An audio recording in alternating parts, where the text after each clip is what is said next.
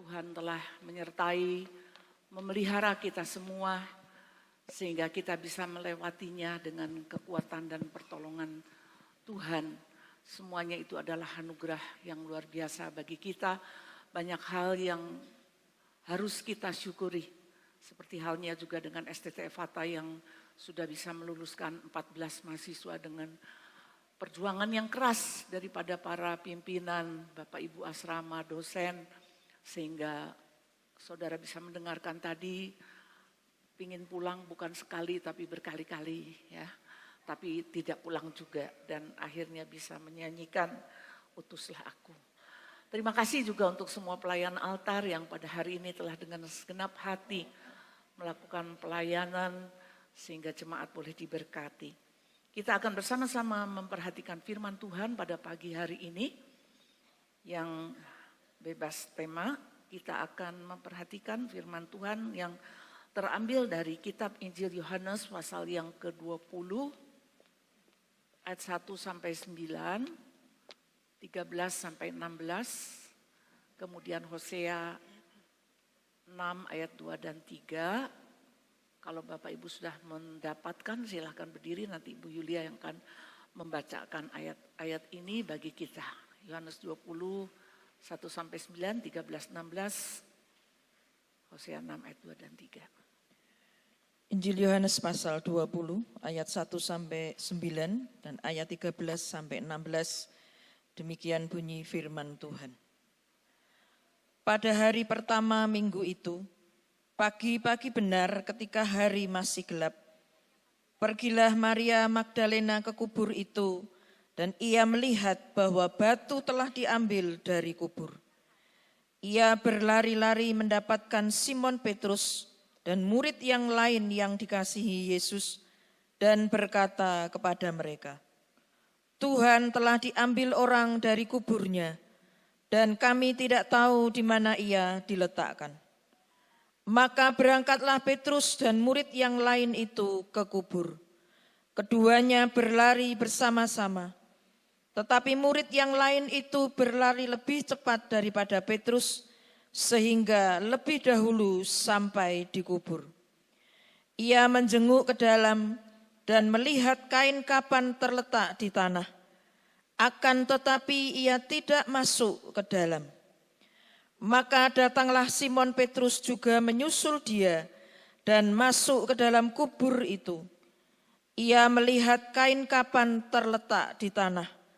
Sedang kain peluh yang tadinya ada di kepala Yesus tidak terletak dekat kain kapan itu, tetapi agak di samping di tempat yang lain dan sudah tergulung. Maka masuklah juga murid yang lain, yang lebih dahulu sampai di kubur itu, dan ia melihatnya dan percaya. Sebab selama itu mereka belum mengerti isi kitab suci yang mengatakan bahwa ia harus bangkit dari antara orang mati. Ayat 13 sampai yang ke-16, demikian bunyi firman Tuhan. Kata malaikat-malaikat itu kepadanya, Ibu, mengapa engkau menangis? Jawab Maria kepada mereka, Tuhanku telah diambil orang dan aku tidak tahu di mana ia diletakkan. Sesudah berkata demikian, ia menoleh ke belakang dan melihat Yesus berdiri di situ.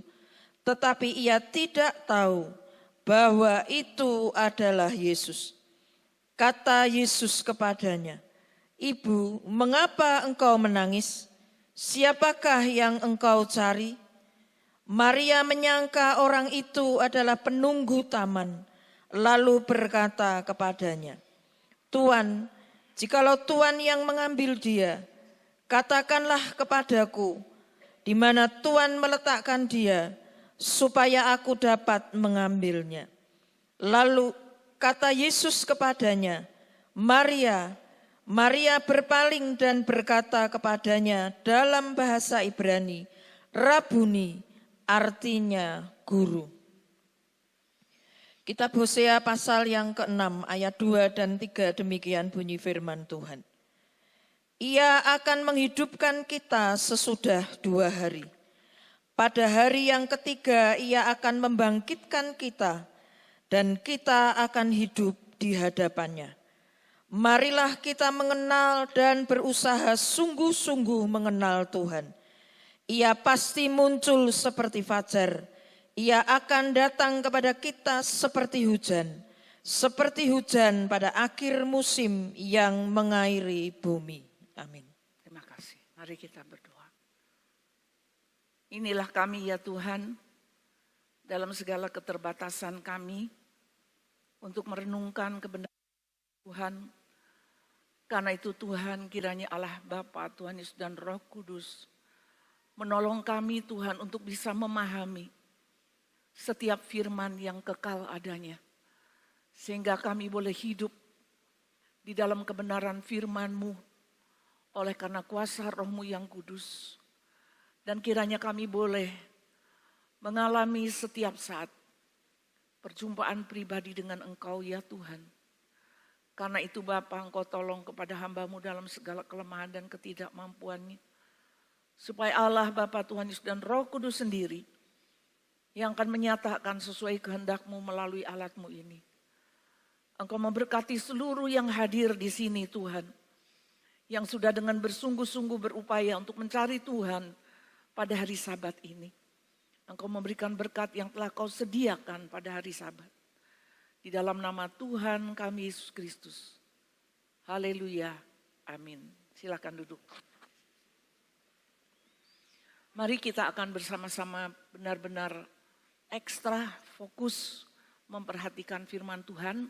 Karena kita sudah datang di rumah Tuhan. Jadi kalau kita datang di rumah Tuhan, kita juga dengan sikap yang bersungguh-sungguh untuk berjumpa dengan Tuhan. Bapak Ibu, saya mengajak saudara-saudara, Bapak Ibu semua untuk merenungkan hal di mana kita ini sebagai manusia, dalam slide saya katakan dipengaruhi oleh 3P. Yaitu pengalaman masa lalu, pikiran hari ini, dan proses ke masa depan. Betul tidak Bapak Ibu? Ya, kita dipengaruhi oleh masa lalu. Semua Bapak Ibu di sini punya masa lalu.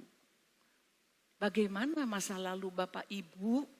Itu semuanya berbeda. Mungkin ada yang serupa tetapi tidak sama. Saya rasa Bapak Ibu yang baby boomers, artinya generasi yang angkatan tahun 50-an, 60 itu masa kecilnya banyak menderita, ya. Menderita karena mungkin orang tua masih mengalami kesulitan ekonomi, kesulitan transportasi, kesulitan di dalam kondisi daripada keadaan yang belum berkembang pada waktu itu. Mungkin bisa menceritakan sekolah jalan kaki berkilo-kilometer, sekolah tidak pakai sepatu, mungkin seperti itu pengalaman masa lalu. Ya, kadang-kadang ada yang punya masa lalu itu yang buruk, gelap, sehingga tidak ingin dikatakan lagi, disimpan di dalam alam bawah sadar kita.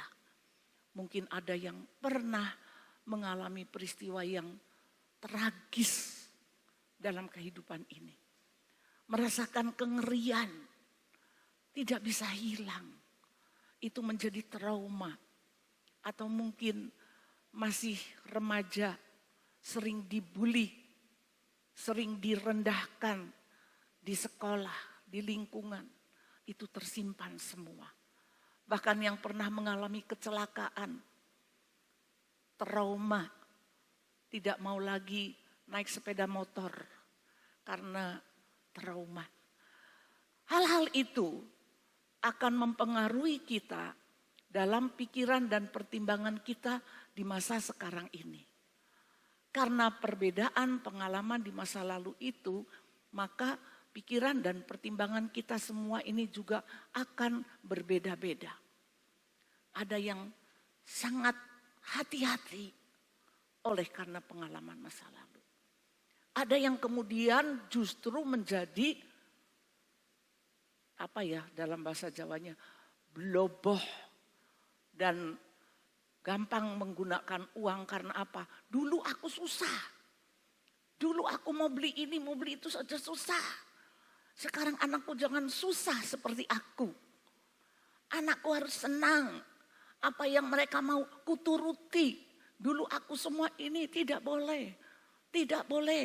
Tidak ada uangnya. Bukankah begitu Bapak Ibu? Nah itu adalah pengaruh masa lalu dan pemikiran dan pertimbangan kita hari ini. Tetapi juga dari sana kita berpikir ke proses masa depan kita. Apa ada di sini yang tidak berpikir tentang masa depan? Luweh, terserah. Apa yang nanti akan terjadi, terjadilah.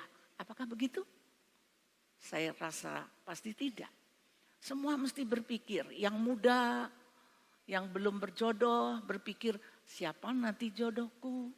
Ya, yang dulu banyak dikecewakan, mungkin sekarang lebih baik aku sendiri daripada aku banyak dikecewakan, ribet. Sehingga akhirnya jadilah lajang bahagia, begitu Bapak Ibu. Proses ke masa depannya. Ada di sini yang seperti itu? Ya tertawalah sendiri ya. Jadi ada yang mempertimbangkan tentang aku punya anak supaya aku bisa ada temannya di masa usia lanjutku. Tapi ada juga yang berkata, janganlah berharap kepada anak. Ya, karena kasih anak itu turun ke bawah. Ke anak-anaknya sendiri. Kasih ibu juga turun ke bawah. Oleh karena itu, jangan berharap kepada manusia. Nah, itu pengaruh-pengaruh Bapak Ibu Saudara-saudara yang ada di dalam hidup setiap kita.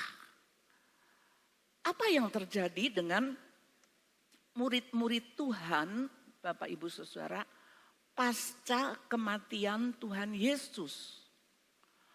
Pasca kematian Tuhan Yesus, melihat peristiwa daripada gurunya yang sangat dikasihi itu begitu tragis. Ya. Di sepanjang sejarah manusia, belum ada cara penghukuman kepada seorang yang tidak ada salah. Kata gubernur seperti itu Bapak Ibu Saudara-saudara. Aku tidak menemukan kesalahan apapun pada diri manusia itu. Tidak ada kesalahan, kok bisa diperlakukan seperti itu. Dan yang diperlakukan seperti itu pun tidak ada pemberontakannya. Sehingga ini menimbulkan banyak tanda tanya di dalam benak daripada para murid yang terus mengikuti. Ada yang dari jauh, ada yang dari dekat. Sehingga mereka bisa menyaksikan darah yang mengalir dari tubuh Yesus itu tetes demi tetes. Bahkan aliran demi aliran sampai hancur, sampai dagingnya terlepas-lepas. Itu yang lebih dekat menyaksikan peristiwa tragis itu adalah wanita-wanita, Bapak Ibu Saudara.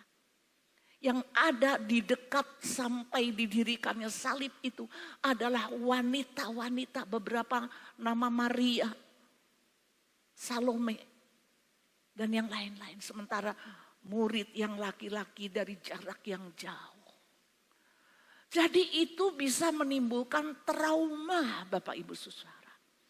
Itu bisa menimbulkan goresan yang sangat dalam dan tersimpan dalam alam bawah sadar mereka. Hal yang sungguh-sungguh belum pernah ada dan tidak akan pernah ada lagi seumur sejarah manusia.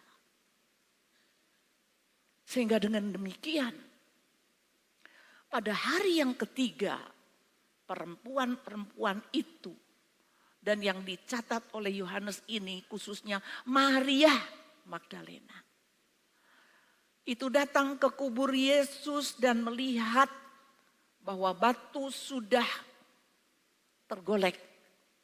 Batu sudah tidak berada lagi di tempatnya. Artinya apa? Nah ini artinya apa? Tanda tanya lagi banyak di dalam pikiran mereka. Ini masih tanda tanya. Dan apa yang menjadi akibat orang dari pasca trauma pengalaman masa lalu, Bapak Ibu Saudara? Itu tubuh Yesus yang sedemikian rupa hancur sampai matinya. Dan perempuan-perempuan itu juga ikut memulasara jenazah Yesus bersama dengan Nikodemus dan Yusuf Arimatea itu. Mereka pasti tidak bisa menghilangkan dalam waktu 2 hari itu peristiwa itu. Sehingga tidak ada terbersit dalam pikiran mereka sedikit pun bahwa Yesus yang hancur, lebur, ajur, mumur itu bisa bangkit. Bangkitnya bangkit seperti apa, Bapak Ibu? Bangkitnya dengan tubuh apa? Bangkitnya caranya bagaimana? Nah inilah yang seringkali ketika orang sudah trauma itu sulit untuk dibangkitkan dari traumanya, untuk dibenahi lagi, untuk mengungkap, menguak alam bawah sadarnya itu untuk dipulihkan itu sulit. Sehingga begitu melihat batu tergolek, Maria lari saja dan memberitahukan, batu sudah tergolek, berarti Yesusnya itu kemana? Maka datanglah murid-murid yang lain untuk melihat ke kubur itu. Dan seperti biasa Petrus dan Yohanes yang seringkali begitu dekat dengan Tuhan Yesus itu berlarian lebih dulu. Dan Yohanes sampai tetapi dia tidak masuk, dia hanya menengok saja. Sementara Petrus masuk dan mendapatkan beberapa bukti, beberapa data. Dan itu mengherankan. Kemudian Yohanes juga menyusul masuk dan melihat data yang sama. Kemudian di dalam ayat yang ke-8 dikatakan, maka Yohanes percaya. Percaya apa nih saudara-saudara? Ya. Timbullah hal-hal yang beraneka macam ragam di dalam pikiran mereka sehingga akhirnya apa yang dikatakan oleh Maria itu adalah hal yang tidak logis. Dengan mengatakan Tuhanku diambil orang. Dia tidak sadar saudara-saudara. Bagaimana yang namanya Tuhan itu diambil orang. Dari kalimat ini saja sebetulnya ini sudah tidak logis. Kalau orang diambil Tuhan itu logis. Tuhan diambil orang. Nah ini tidak masuk akal. Tapi itulah yang ada di dalam pikiran Maria, saudara-saudara, yang muncul secara spontan, secara otomatis. Tuhan diambil orang. Dah begitu saja. Tetapi kemudian ketika Petrus dan Yohanes berdulu-duluan mau melihat ke dalam kubur, akhirnya mereka mendapatkan satu fakta lagi bahwa ada kain kafan dan ada kain peluh bahkan sudah tergulung. Logikanya Bapak Ibu Saudara, kalau Tuhan Yesus itu dicuri, apakah orang itu membuka dulu kain kafannya? Kain kafan itu bergulung-gulung Bapak Ibu Saudara-saudara, ya, berbelit-belit. Dan waktu Tuhan Yesus dipulasara jenazahnya itu juga dibubuhi dengan rempah-rempah sampai 80 kati. Itu luar biasa menutupi tubuh Tuhan Yesus. Logikanya kalau orang mencuri ya digotong semua. Tidak mungkin tubuh hancur yang mereka lihat itu akan dibuka dulu dan digotong tubuh hancurnya itu kalau seandainya Yesus dicuri. Tetapi logika itu tidak ada pada mereka. Itu Bapak Ibu dan Saudara, kadang-kadang kalau orang yang sudah mengalami trauma itu dalam pikirannya di masa kini ini kadang-kadang juga irasional. Semua dikaitkan dengan masa lalu, semua dikaitkan dengan pengalaman tragis, semua dikaitkan dengan masa gelapnya dulu, pertimbangan dan segalanya dikaitkan dengan itu juga proses ke masa depannya. Ini berbahaya Bapak Ibu dan Saudara. Karena tidak semua pengalaman pada setiap orang itu akan sama. Oleh karena itu, setelah mereka melihat semua itu, apa yang dilakukan oleh Petrus dan Yohanes, dikatakan dalam ayat ke-8, maka percayalah Yohanes, ayat yang ke-9, karena selama itu mereka tidak mengerti firman Tuhan yang mengatakan Yesus akan bangkit. Ini titik persoalannya yang menjadi masalah untuk menjalani masa kedepannya Bapak Ibu Saudara. Berarti mereka itu kalau namanya sekolah atau seperti sekarang mungkin Yesus sudah pakai kurikulum merdeka ya.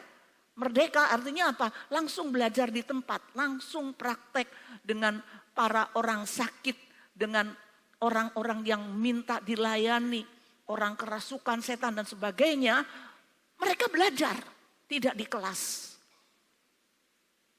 Tetapi mereka melihat, mereka mengalami, mendengar berkali-kali dan hasilnya tidak mengerti. Itu sungguh memprihatinkan. Padahal Yesus itu dalam sepanjang perjalanan menuju ke Yerusalem, mau menghadapi hari hanya itu, dia terus berbicara dalam setiap kesempatan. Sampai di setiap Injil itu ada 4 kali Yesus memberitakan tentang sengsaranya, toh tidak mengerti. Jadi Bapak Ibu Saudara, kalau kita melihat mahasiswa Stefa ini sudah 4 tahun, apakah di dalam pikiran mereka ini, sementara mereka ini kangen pulang, sementara mereka ini merasa digembleng begitu keras, sementara mereka ini banyak sakit hati dengan banyak pimpinan, dengan banyak dosen, menerima ilmu dan sebagainya. Sudah bisa masuk semua? Sudah bisa mudeng semua? Nah, kadang-kadang dosen di akhir studi, di ujian-ujian itu masih geleng-geleng kepala Bapak Ibu Saudara. Dalam hal menyusun skripsi, dalam hal ujian khotbah, geleng-geleng kepala. Itu sama dengan Tuhan Yesus. Diberitahu sampai berkali-kali dengan jelas anak manusia akan diserahkan ke tangan orang berdosa, akan dianiaya, akan disakiti, bahkan diludahi begitu detail. Kemudian disalibkan dan dibunuh dan bangkit pada hari ketiga. Jelas bukan? Tapi pikiran itulah yang membatasi segala hal yang di luar pikiran manusia. Sehingga akhirnya mendapatkan perkataan, maka Yohanes percaya. Kemudian pulang. Lo percayanya percaya apa? Percaya Yesus dicuri, Yesus diambil orang, atau percaya Yesus bangkit? Nah, ini pun masih sebuah hal yang perlu ditanyakan, Bapak Ibu Saudara. Jadi kita melihat di sini beberapa sikap, ya. Kalau pria mungkin yang lebih rasional, dia cari data, masuk dan menemukan kain kafan tergulung, kain peluh sudah tidak di tempatnya, tapi mereka pulang.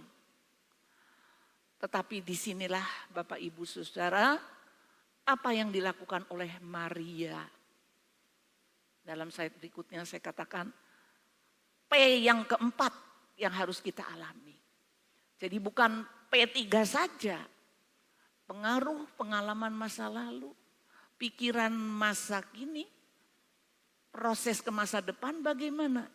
P yang keempat, alamilah perjumpaan pribadi dengan Yesus itu saudara. Alamilah perjumpaan pribadi. Disinilah hal yang dilakukan oleh Maria. Mungkin orang mengatakan emosional, lebay, ya. Karena apa? Dia sudah bertemu dengan malaikat. Dia sudah ditanya, ibu mengapa menangis? Apa yang dicari? Di dalam Injil-Injil lain sudah dikatakan bahwa kepada perempuan-perempuan itu dikatakan, mengapa engkau mencari yang hidup di antara yang mati, tapi toh belum ngeh, ya. Belum masuk dalam pikiran mereka yang penuh dengan trauma. Kemarin loh baru kejadiannya seperti ini. Kemarin loh aku lihat dengan mata kepalaku sendiri seperti ini. Selama mereka dalam perjalanan dengan Tuhan Yesus, kalau Bapak Ibu memperhatikan di Injil-Injil itu, tidak ada yang bertanya. Ketika Tuhan Yesus memberitakan sengsaranya, pertama tidak ngerti, kedua, ketiga, keempat tidak ada pertanyaan. Ada yang tanya? Tidak ada yang tanya. Ya, seringkali saya juga di kelas katekisasi seperti itu. Ada yang tanya, pas katanya. Pas itu pas apa ya maksudnya? Pas lewat gitu? Atau pas maksudnya ajarannya yang pas atau sudah lewat gitu. Nah ini saudara. Saya bilang kalau malu bertanya sesat di jalan-jalan ini ya enggak apa-apa ya. Mau menghabiskan beberapa jam. Tapi kalau sesat jalan ke surga, sesat ajaran, sesat pengertian itu yang membawa kita menjadi bingung. Dan demikianlah Maria itu terus menangis. Seperti di waktu-waktu pengalamannya masa lalu. Bagaimana dia sudah mengalami kelepasan dari Tuhan Yesus. Di mana dia terikat oleh 7 setan. Ya, luar biasa Bapak Ibu. 7 setan itu bisa bekerja seperti apa di dalam tubuh seorang wanita.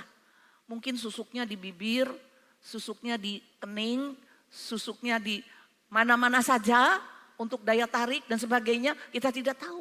Tapi itu sudah dialami, dilepaskan oleh Yesus. Bahkan di dalam Lukas 8 ayat yang ketiga, Maria turut di dalam pelayanan misi Tuhan Yesus dengan perempuan-perempuan lainnya, bahkan dengan istri bendahara Herodes. Dengan kekayaannya mereka menjadi tim garis belakang pelayanan misi Tuhan Yesus, mensupport makanannya, murid-murid dalam perjalanan itu. Itu sudah dilakukan.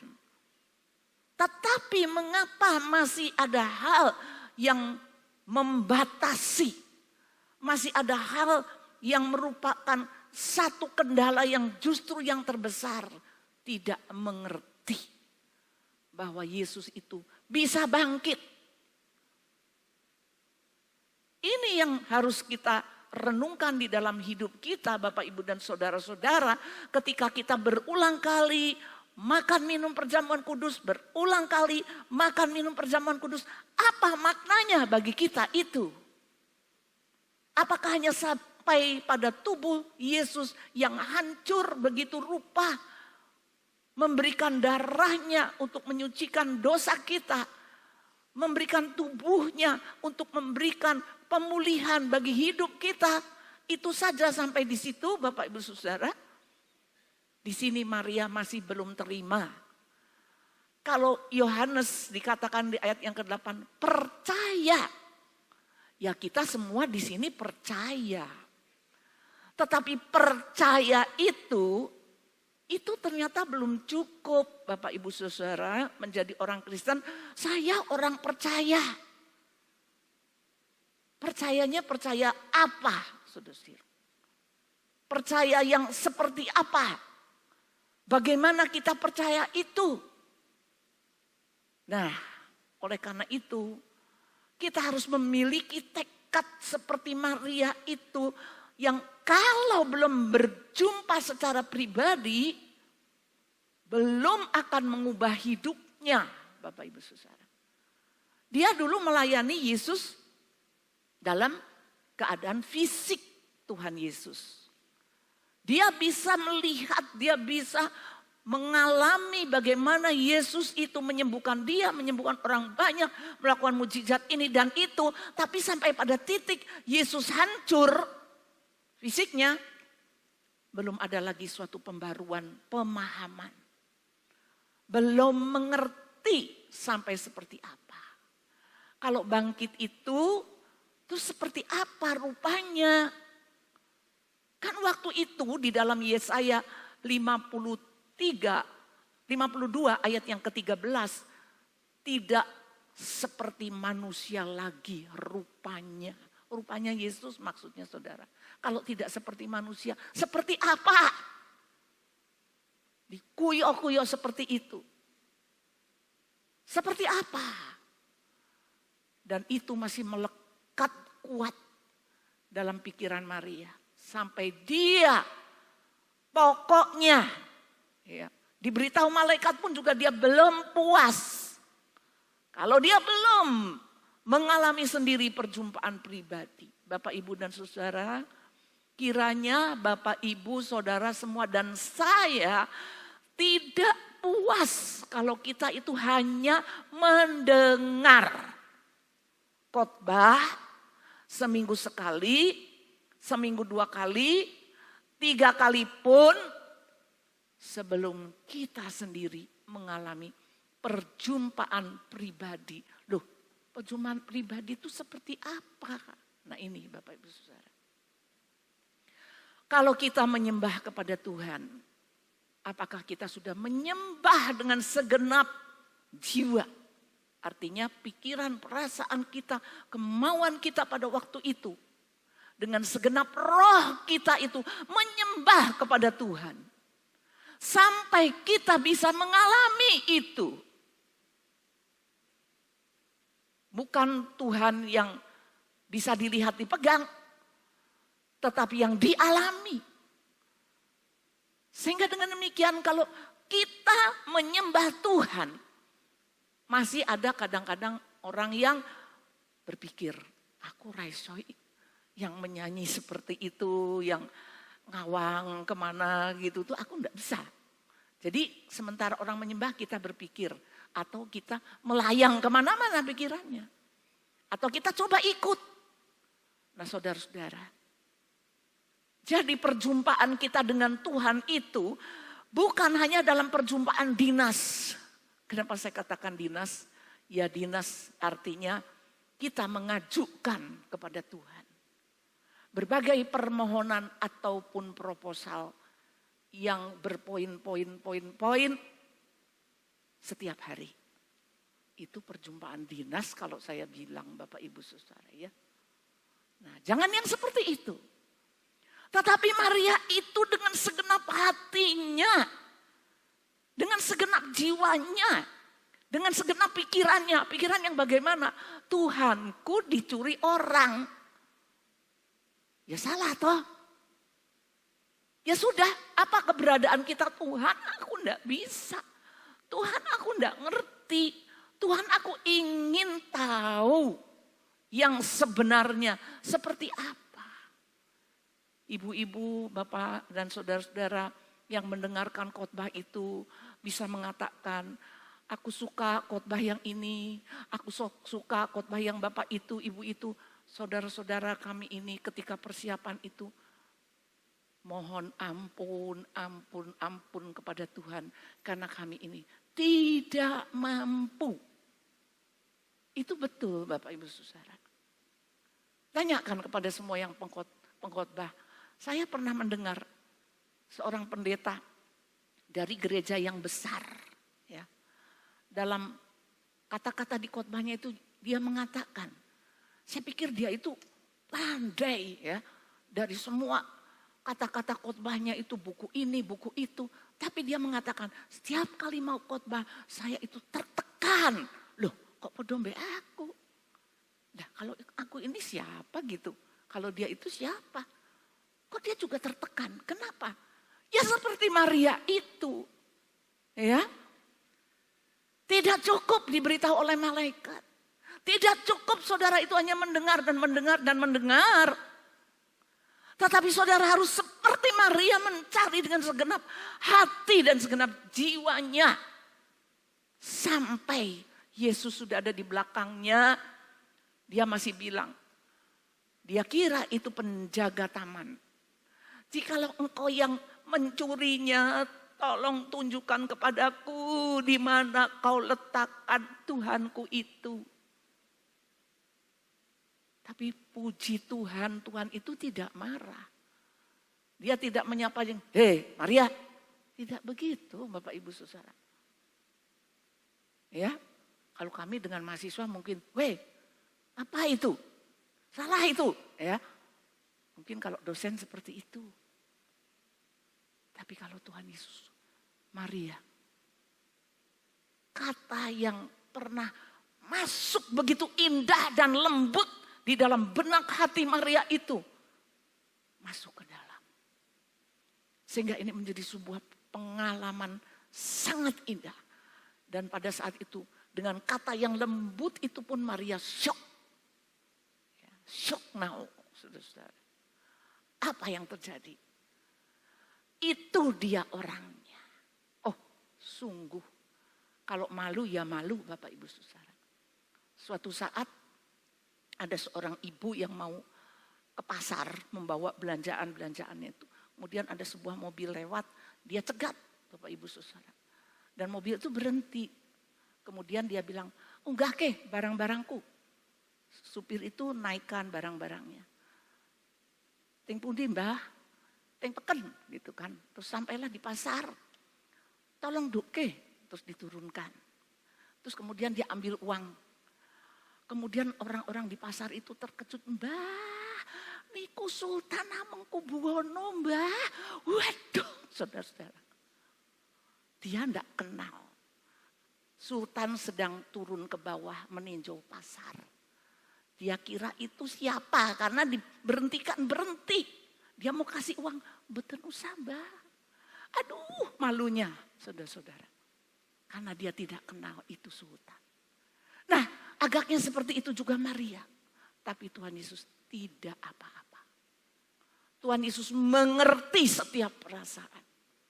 Tuhan Yesus mengerti setiap trauma, setiap pikiran, setiap pengalaman buruk, setiap hati yang penuh dengan kepahitan, setiap masa lalu yang selalu menghantui.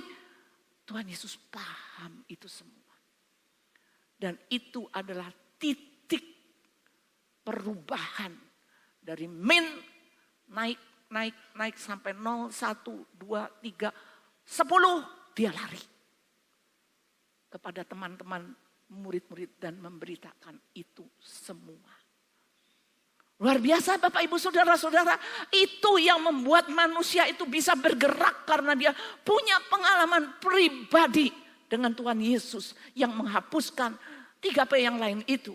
Karena tahu dalam kuasa kebangkitan Yesus kita mengalami harapan seperti di dalam kitab Hosea yang luar biasa Bapak Ibu Saudara. Saya sangat heran ketika menemukan ayat di Hosea ini.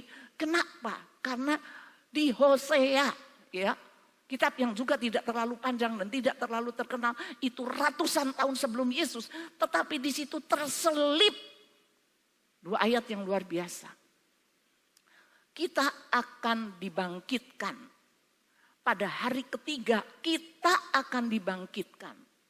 Oleh karena itu marilah kita mengenal. Marilah kita mengenal dengan sungguh-sungguh akan Tuhan kita. Jadi sungguh itu tingkat ya. Mengenal dengan sungguh-sungguh. Nah sungguhnya setiap saudara, setiap orang, saya seperti apa sungguhnya itu. Nah inilah yang harus ada dalam diri setiap anak Tuhan, urusannya pribadi dengan Tuhan dalam menggumuli segala sesuatu dalam hidup ini. Saudara.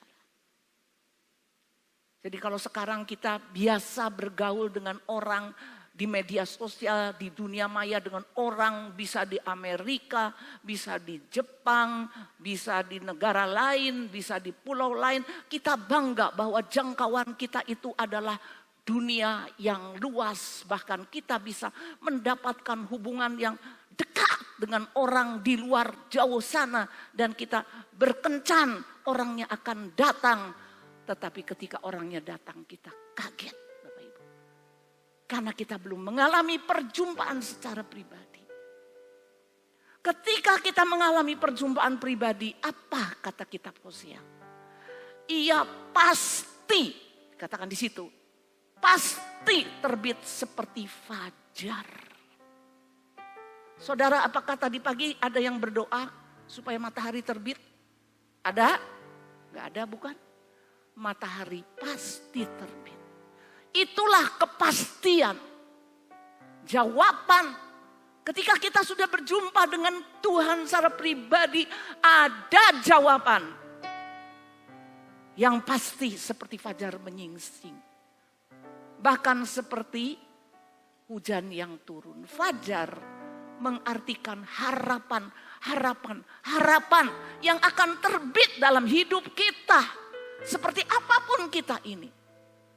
Dan hujan artinya apa? Hujan berkat. Amin. Lemes.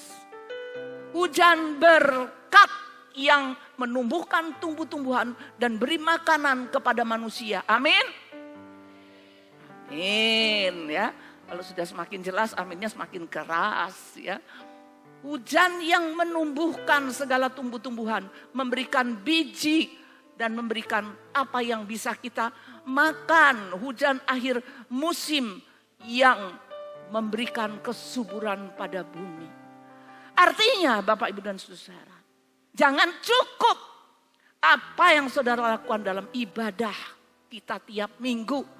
Tapi tiap hari, tiap waktu Tuhan ada untuk kita. Marilah kita mengenal. Marilah kita mengenal Tuhan dengan sungguh-sungguh.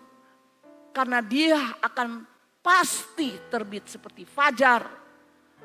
Dan seperti hujan yang mengalir. Hujan Roh Kudus. Karena hujan air itu juga melambangkan Roh Kudus yang akan membuat hidup rohani kita itu hidup dan beraksi di dalam pelayanan kepada Tuhan. Amin.